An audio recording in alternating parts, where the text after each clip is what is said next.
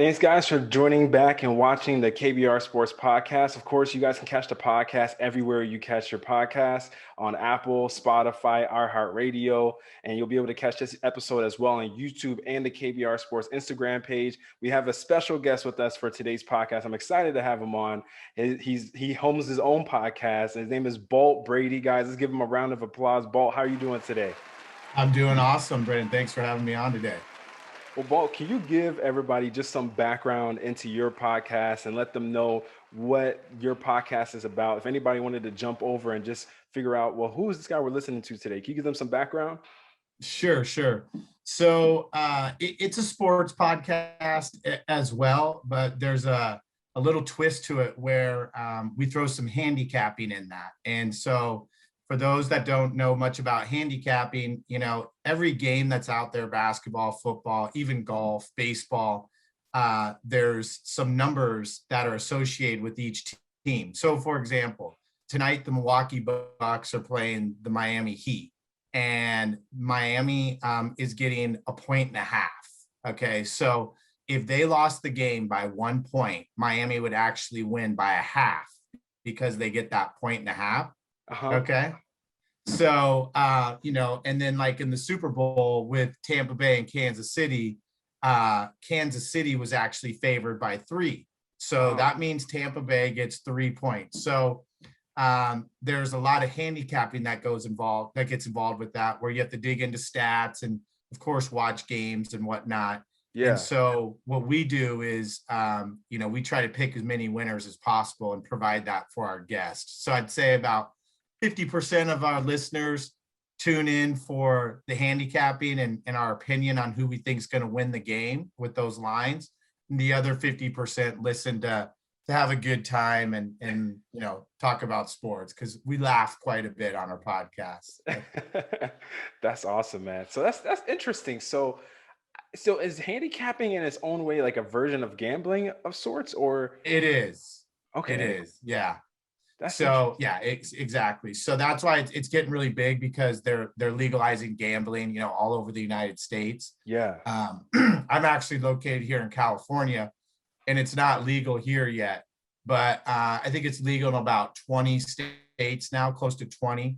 Okay. But of course, there's online books as well where you can put plays in, and so.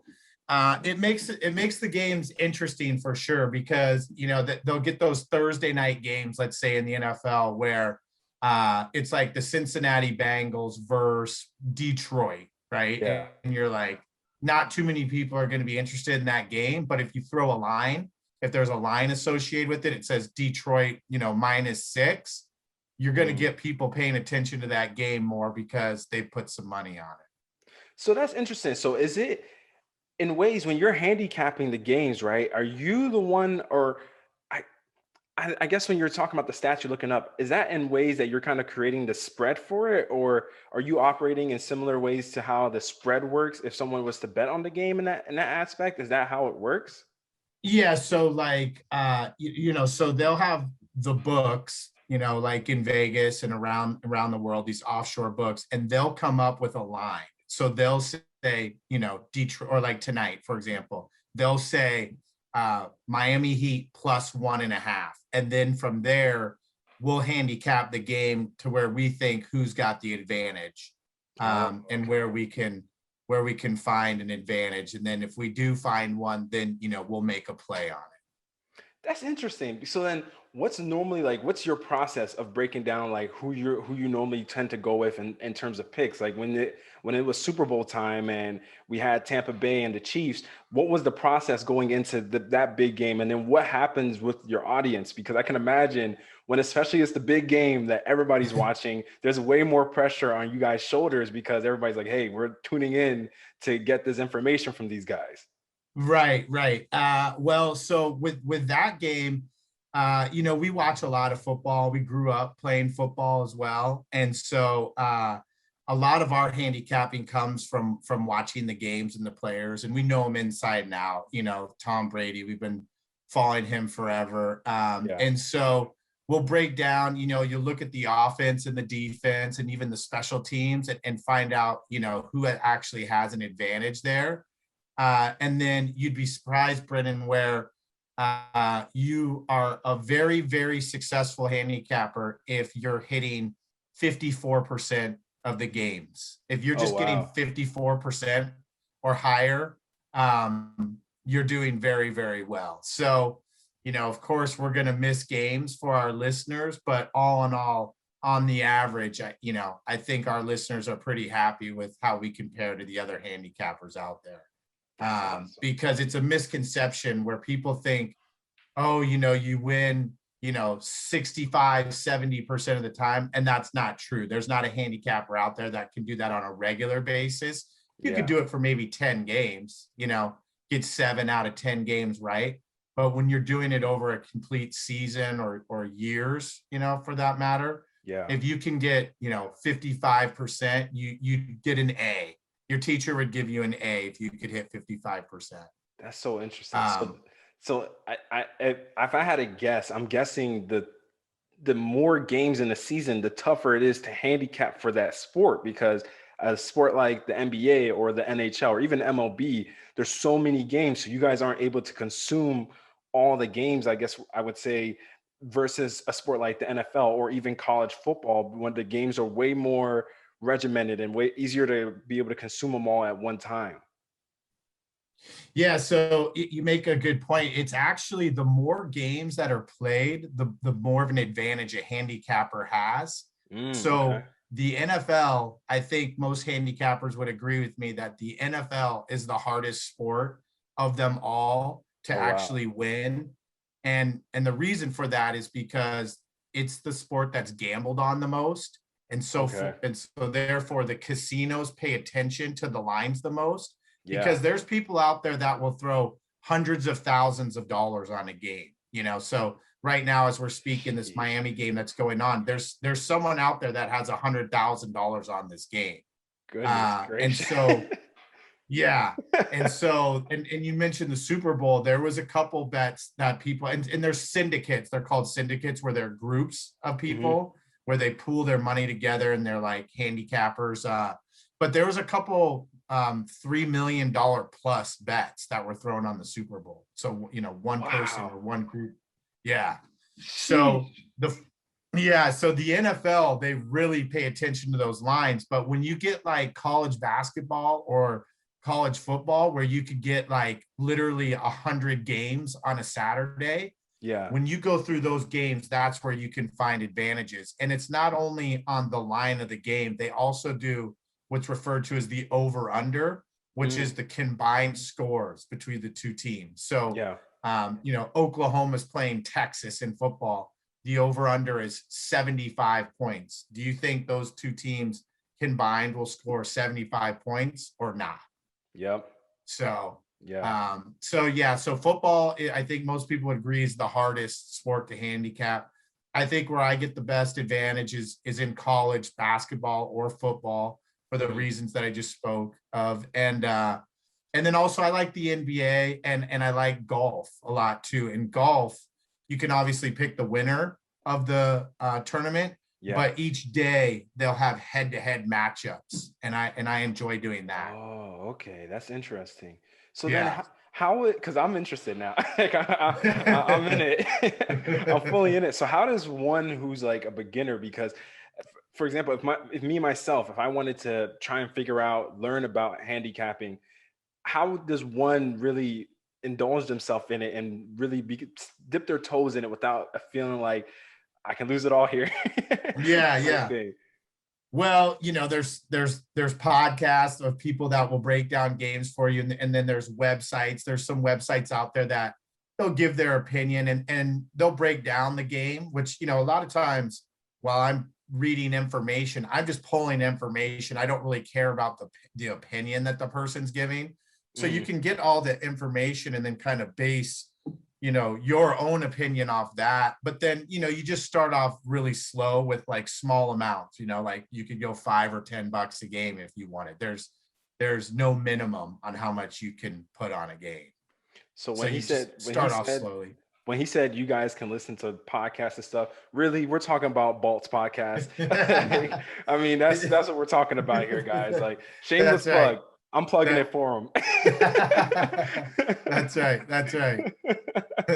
So then how much pressure do you feel when, because if you know that a lot of the listeners are listening to you guys for this information, you and your brother, what kind of pressure is that? Because a lot of times, I'm just, if I'm recording a podcast, I'm just shooting the crap. You know what I mean? Like I'm Yeah. just talking about whatever it is going on in current news, whether it be Aaron Rodgers, Julio Jones.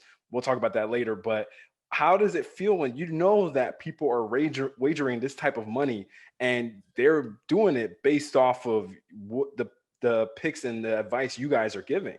Yeah, no, that's a good question. I definitely get involved with the picks because I realize that there are people putting money on them. I just have confidence that over an entire season, if people are following my picks over an entire season, Yeah. that they'll be happy. If you pop in and you just listen to us for like a week or two, we might have gone 0 for 3 those 2 weeks, but the next 3 weeks we might have gone 5-1. Yeah. So you're right. I mean, you do feel a little bit of pressure because you just want to win for the listeners. But at the same time, it's free information. And so it's not like we're charging anyone. Yeah, true. That's a good point right there, man. People, they don't realize sometimes it's like people will get mad if you have a wrong pick. And sometimes I'll give my picks. I might bring a friend on. We'll give picks on here just in terms of who we think will win a game. We'll give the over unders and the spread and the money lines and stuff. And then there's been times where I've gotten like an email or a message and someone's like, "Hey, man, look, this team got blown out and you said this and this." I'm like, "Hey, man, look, it was free." Right. It was free advice. And I gave a disclaimer saying, look, take it if you want it. Yeah. Yeah, exactly. Exactly. So at the end of the day, it's free. So I see people online get mad at like other handicappers and stuff. And sometimes I come to their defense and I say, hey man, he's just giving you free information. You can do with Yeah, what you want with it. true. Then is there ever a point, what was it about handicapping that made you and your brother want to enter that segment of the podcast field? Because it is interesting. I don't know how deep the field is, but what made it the particular thing you guys wanted to make your podcast about? Yeah, that's a great question. So I've been handicapping games ever since I was in college. So I've been Oh, doing it okay. for over 20 years now. And That so yeah, so I've been doing it for a while. And so, about 10 years ago is when, I started to put things together as far as like providing my picks to, because I would have friends that were like, hey, who do you think's going to win this and that? And then all of a sudden I started noticing that they were winning thousands of dollars. So that's when I did, Brendan, mm. say, hey, I need to get a little this from you guys. a little Manziel on them. I'm like, let me get a little bit. I love it. And so that's kind of how it started officially. And then when we, I think I was telling you before we started recording that my mom told my brother and I, all you guys do is talk about sports. Why don't you start a podcast? And then with that, I was like, well, to be a little bit different, let's throw the handicap in Yeah. part of it in there too. So that's So kind of how that came about. So what's normally the schedule of when your podcast runs, like the season by season or the week by week posting? How does it normally run? Yeah, so the end of July is when we really ramp up and we'll do it once a week. Uh Typically we'll drop on Wednesday. So every Wednesday through the end of July through the Super Bowl. And then after the Super Bowl, we'll do March Madness and we'll do some golf like the Masters. And then next week we'll drop one for the NBA. It's a little Mhm. bit more sporadic after the NFL season stops, but Yeah. yeah, we're about 2 months away from really jumping into it. Awesome. Guys, definitely pop in, get your bets right. He's there to give you the advice. Like you said, it's free. And like you said, 54% is a pretty good percentage for to be hitting on your bets. So more times than not, you're pulling out with a win. So definitely, guys, tune in for when the podcast comes back.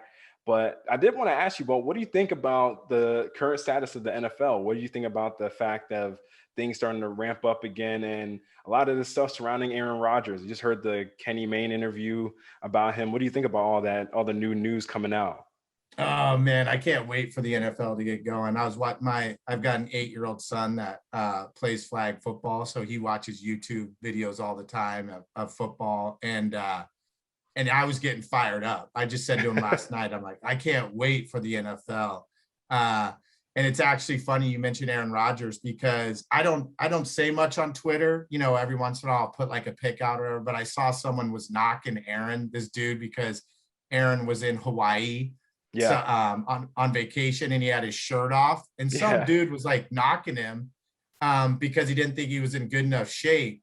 And so, you know, I fired back and I'm like, first of all, bro, like quarterbacks aren't very yoked. That's not their thing, you know. Yeah. You Yeah. gotta you gotta have it up here if you're a quarterback in the NFL.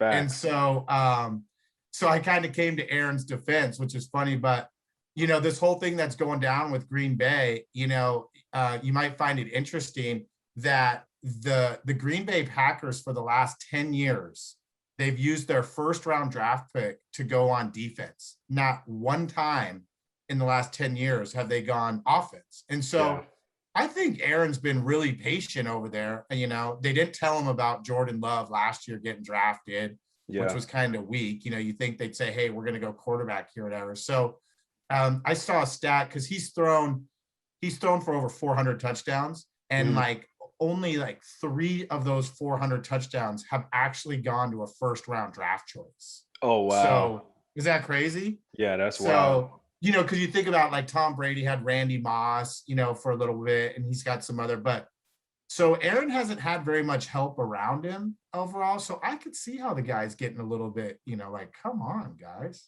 Yeah, frustration. I definitely see it too, and it's always tough. I always feel when a guy finally puts his foot in the sand and says, "Hey, I'm not happy. Like this isn't what I've wanted over the course of the last few years, especially for everything I've provided for this franchise." And sometimes I feel like it's disheartening when you see the fan blowback because it's almost as if you're supposed to just stomach it as a player.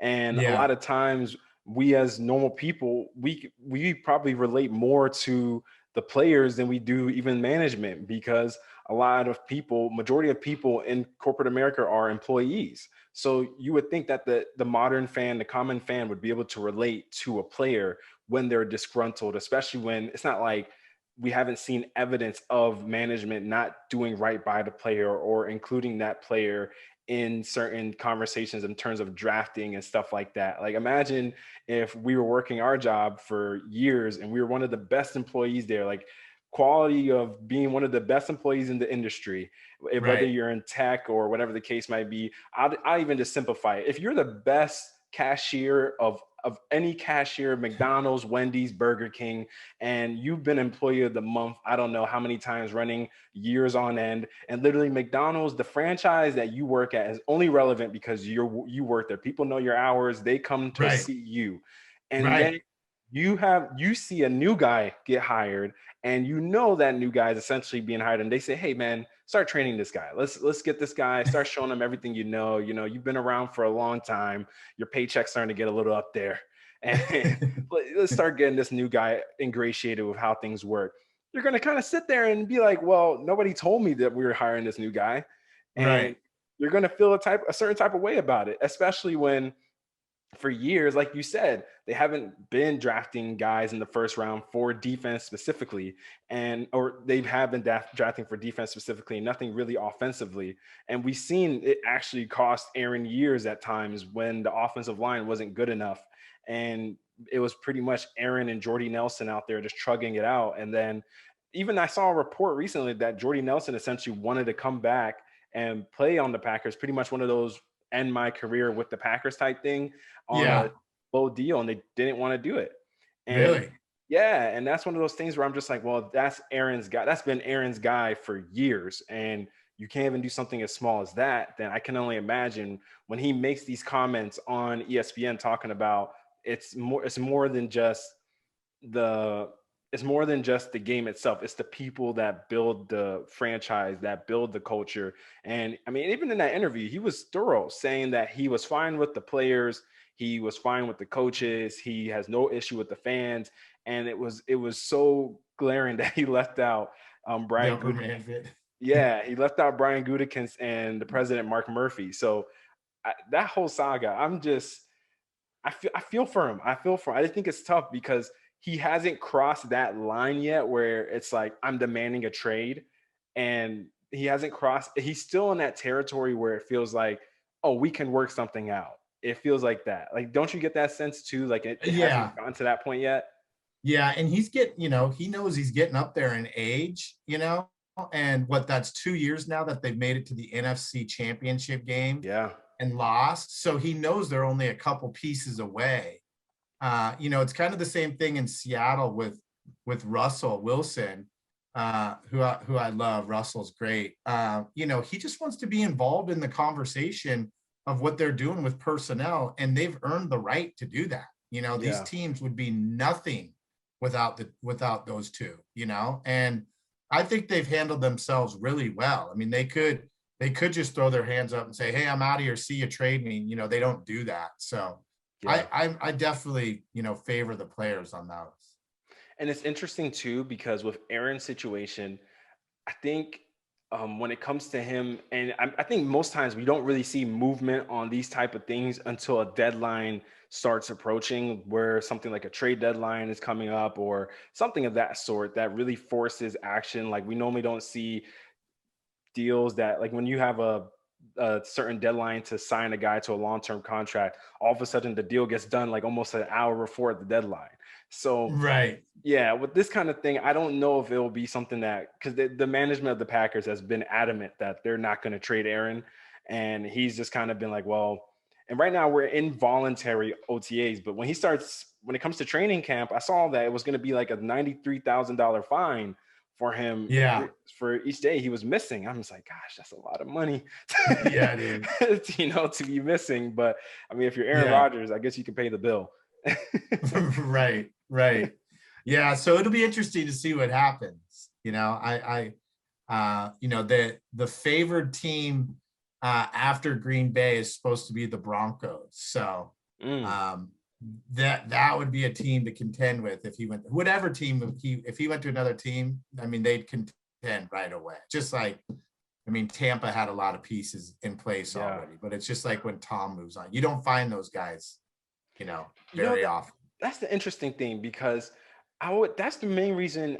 I don't know if you feel like he's going to get traded, but I think that's the main reason I don't think they'll trade him unless he literally just says, "Hey, I'm gone."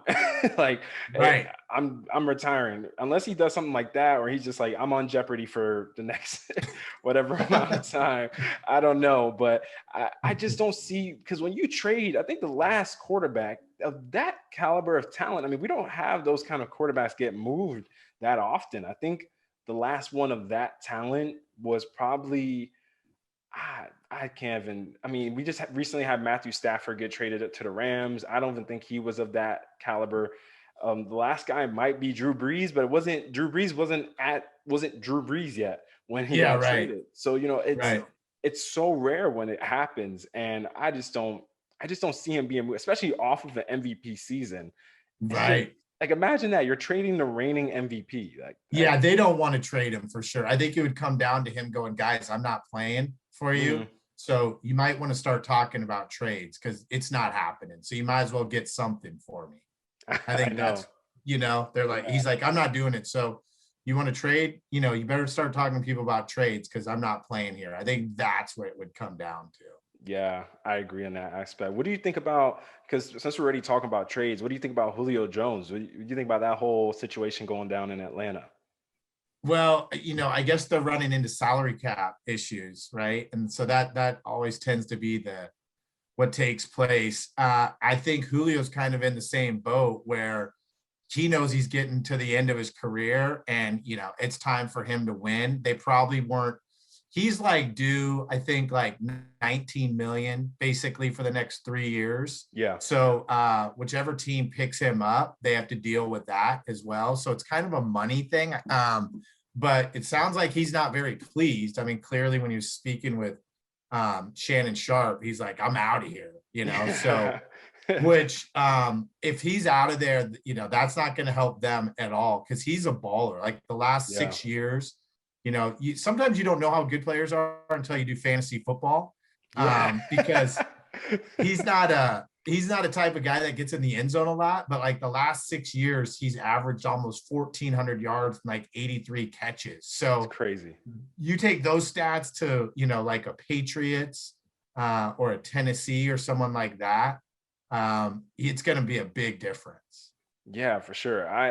I've always felt like whenever we have this conversation about who's the best receiver in the league, I felt like most years, right? Most years than not, I was always lobbying Julio's name in there. And it wasn't obviously guys like Antonio Brown and other guys, AJ Brown now, who's in that conversation. Those kind of guys could lead the league in touchdown receptions and stuff like that. But it was like a consistency with Julio and the like you said, the yards, the receptions, and just the athletic specimen that guy is. It's unbelievable how fast he is, how tall, big, strong he is.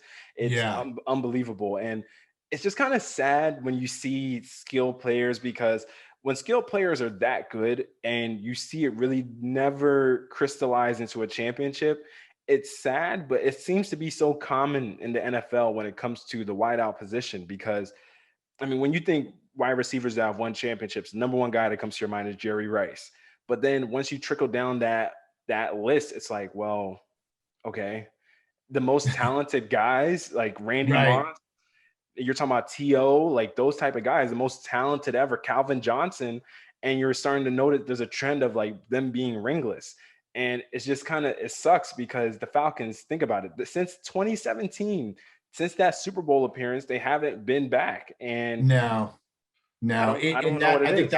I think a lot of that has to do with Shanahan leaving too. Yeah. That's why it's no coincidence that he leaves and now, the Niners were terrible and now they're balling, Yeah. So Yeah. they mentioned, maybe San Francisco where he'd reunite with Shanahan, which would be awesome. Yeah. But yeah, playing, receiver, and I can speak from experience here, where if you don't have a quarterback for starters, because you can't get the, at least when you played running back, all they have to do is hand you off the ball, and then, think of Barry Sanders, hand Yeah. off the ball, and at least you can, do your thing from there. Yeah. But if no one can get you the ball, it doesn't matter how good of a wide receiver you are. So you always have to have a good quarterback. And then, at that level, you have to have coaches that can scheme to get you open. Um, it's like Yeah. It's true. watching the Warriors the other night when Oh they were yeah. playing their last game of the playoffs, and I've never seen it before, where they were just double covering Steph, like That's crazy. literally just putting two guys on him, not letting him touch the ball. And Oh gosh. so the same thing in football, where, if you're not getting your guy open, it's frustrating as a wide receiver, big time. So, Yeah. And not to say Matt Ryan's obviously capable of doing it, but the coaching over there, yeah. yeah, I agree with that point, because it's one of those things that sort of how when we give credit to the quarterbacks for how excellent, like guys like the Tom Brady's, the Aaron Rodgers, the Drew Breeses, they all deserve that credit without a doubt. But you never, the consistency to get to those NFC championships or those Super Bowls, you got to pair it with a great coach, because those coaches, it's like the talent stuffer. They make, well, I don't think at the end of the day, any of us are going to be saying like Julian Edelman is as talented as guys like Randy Moss or Terrell Owens, but then they're just finding ways for him to get open in the Super Bowl. And I mean, he's doing it against a team like the Legion of Boom and Right. those cast of guys. And it's like, well, a lot of that goes into the coaching schemes and stuff like that. But then you see talents like Julio Jones. And while he can still, I mean, Julio, like we said, he's still so consistent, but you see it's so hard. Like it's like the schemes doesn't, when he was playing with Kyle Shanahan or under Kyle Shanahan, the scheming that Kyle Shanahan would run for that team, it was so much easier for those passing lanes to open up. Whereas now Totally. you're seeing a lot more contested throws. You're seeing him have to really work hard to get those passes off or to catch those passes. But I do think that I think some of the top places I even thought about in my head, I think the Ravens could really use Julio. I think Mm-hmm. that that's a interesting pairing for me. I think Lamar needs that go-to guy. As much as I know that he loves throwing to Mark Andrews and he has Hollywood Brown, I don't think that those two alone, or even I think they just got another young guy as well that to join Baltimore's wide receiver corps. But I think that if you put Julio on the outside there, oh Oh man. yeah. Yeah, that'd be awesome. I'd love to see that. I love watching Lamar play. He's so entertaining, Yeah, like when he comes on, you want to watch him play. It's fun. it's He's so crazy. fast. Yeah, right. Yeah. He is just motors. It's unbelievable, but it's wild because I'm starting to feel like we're hitting this. You know, when we hit that point with the Patriots where it was like, oh, you're not gonna get out of the AFC unless you just beat the Patriots to get through. I feel like we're hitting that point with the Chiefs now, Oh and yeah. yeah, you know, and I feel like Agreed. Yeah. Lamar is kind of playing the Peyton to Patrick Mahomes' Tom in a Yeah. way. Even though they Yeah. haven't been able to play each other in the playoffs yet, it's like you see two young, talented quarterbacks, and you see both of them both have won MVPs at this point, and they're both exciting to watch. But it's just like one already has that level of success so early, and the other one's still trying to break through. I feel like I Right. see that for the both of them. No, I totally agree. You have to go through Kansas City. It seems like every year if you want to get to the big guy with I the know. Super Bowl. I know. Yeah. What are the odds you think that the Buccaneers could repeat this year? Wow, that is super hard to do. I Yeah, mean, they started with getting everyone back, which is crazy because that's yeah, usually what kills championship teams is that they're not able to keep everyone around, but they were able to sign everyone, so that's a start. But man, they're gonna have the X on the back now. Not like they didn't before because of Tom, but yeah. it's really hard in the NFL. I mean, the Patriots showed, how hard it was even. I mean, they would go every other year, but back to back's tough. Yeah, it's tough, man. And that point you brought up about them returning all their starters, that is huge. I that's something that can be so understated because, like you said, so many times we see the championship team guys break up because one guy gets paid so much money to go play somewhere else. Guys earn their money in the playoffs, well deserved. But the fact that they were able to bring everybody back is just mind boggling to me. But do you think that's actually like a positive? I'm always iffy on it because I always hear the thing when we start talking about things like complacency, right? And the fact that it's like, okay, I got my ring now. I'm good. I'm happy with my ring. It's kind of the drive of never having won it versus the drive to defend it, I guess I would say. Do you which of the two do you think? Yeah, no, I agree with what you're saying. I think that's why you will see Tampa Bay. Like typically you'll find that the Super Bowl, the winner of the Super Bowl kind of drags a little bit in the beginning of the season. And I Yeah, think you will see that a little bit.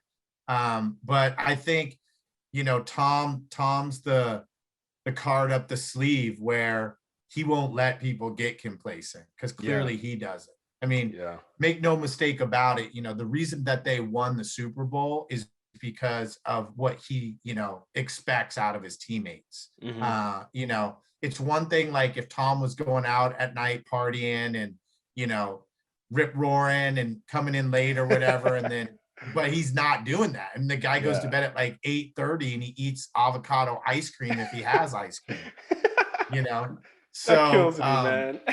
and then everyone respects how many rings he has. So I think when they Yeah, see someone like Tom, they won't get as complacent. But I think yeah. in the beginning of the season, they'll be a little sluggish. There'll be that hangover, that Super Bowl hangover.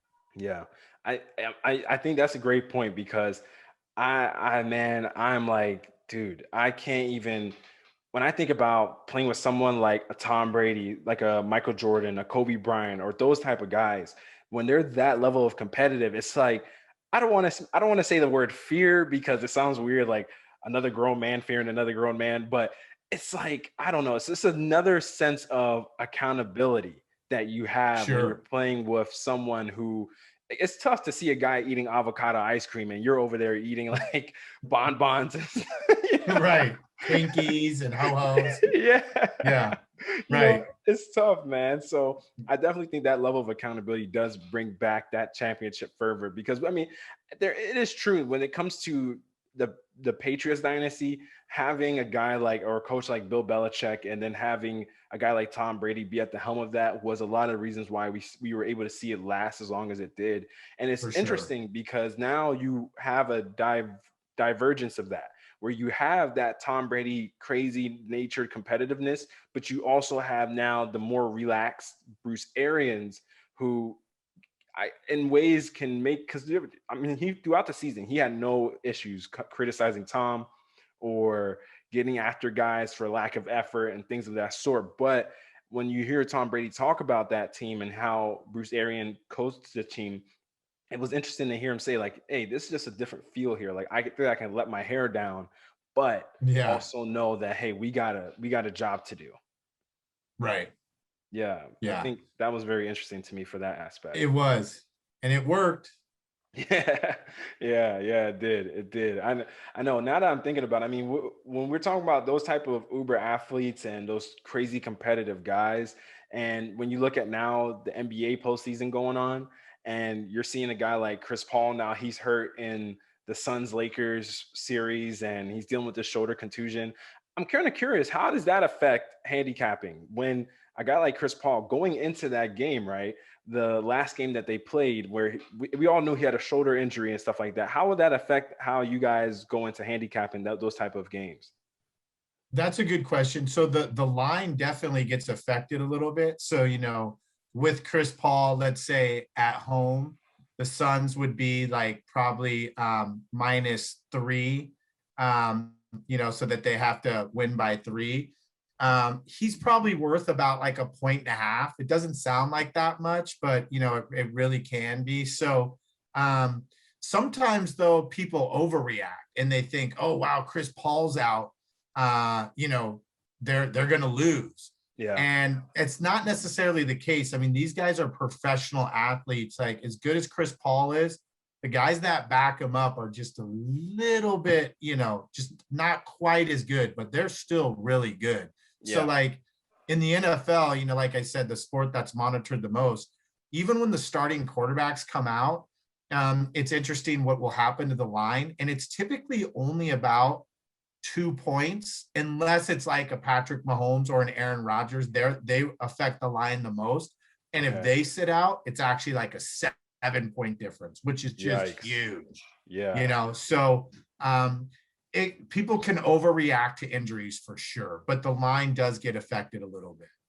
Gotcha. Okay. So then I guess now I'm curious then how was it for you all doing like a lot of the Lakers games this year? Because with Anthony Davis and LeBron James being out for most of the year, I can imagine the Lakers were a tough team to really mediate throughout most of the season.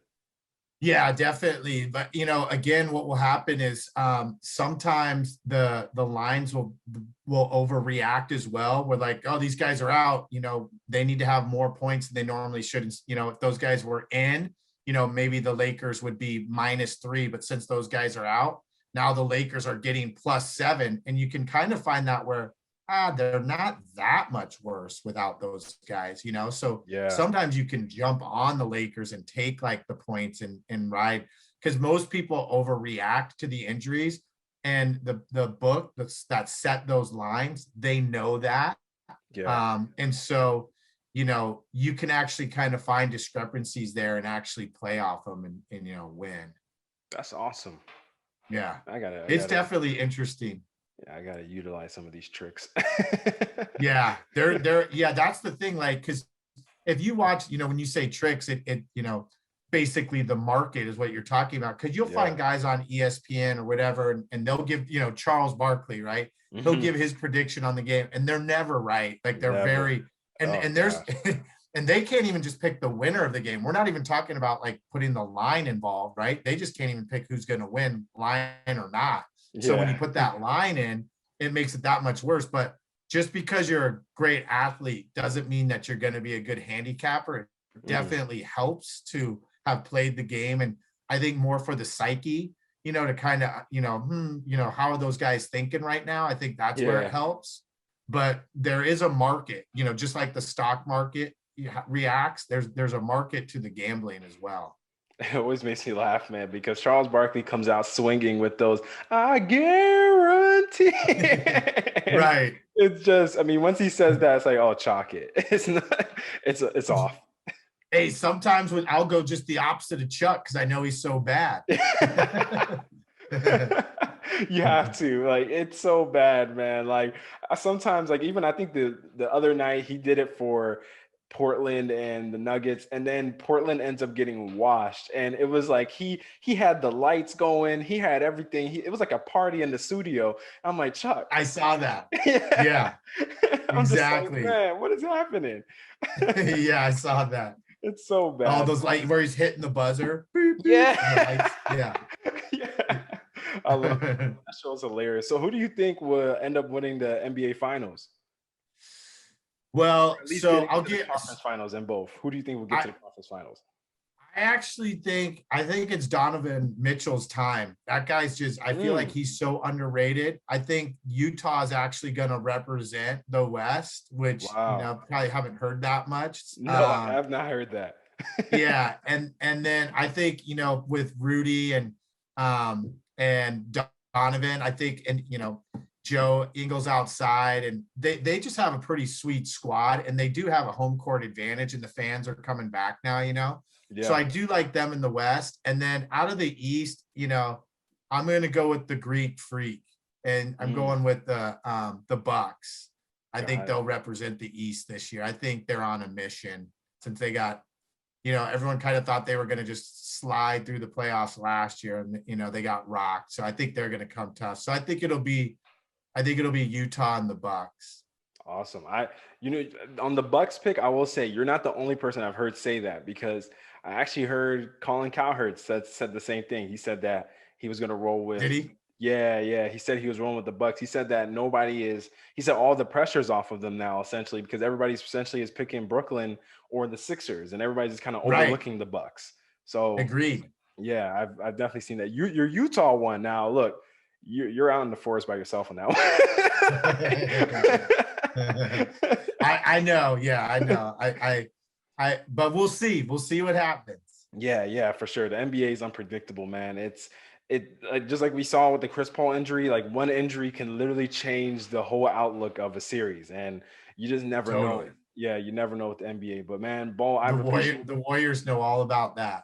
you. Right, The Gold, right. the Golden State Warriors know Oh all my about gosh, that. that's a fact. Facts, man. But Ball, I've appreciated doing the podcast with me, man. It's been a great time, guys. Let's give Ball a round of applause. Appreciate having you on, man. Where can everybody tune in to listen to your podcast at? So thank you. I've had a great time today. Bolt Brady and his bro, and we're on Apple and Spotify, all the places you can find podcasts. Bolt Brady and his bro, and then Twitter and Instagram at Bolt Brady Picks. You can find us online as well. Awesome, man. Well, Ball, I appreciate the time, man. Definitely, I'm gonna have to connect with you as we get further along with the NBA playoffs and going into the NFL season as well. And because you just never know. And having someone who does this like this on a regular basis and is in that field, I'm only hoping my season is gonna come out more green than it was last year. Because last year, look, man, it was like let me not even say this, because then people are going to get mad at me saying that they took my picks. Let me not even say that part, but I definitely enjoyed doing this with you, man. We gotta do this again soon. I appreciate the time. Yeah, love to anytime. Thanks, Brendan.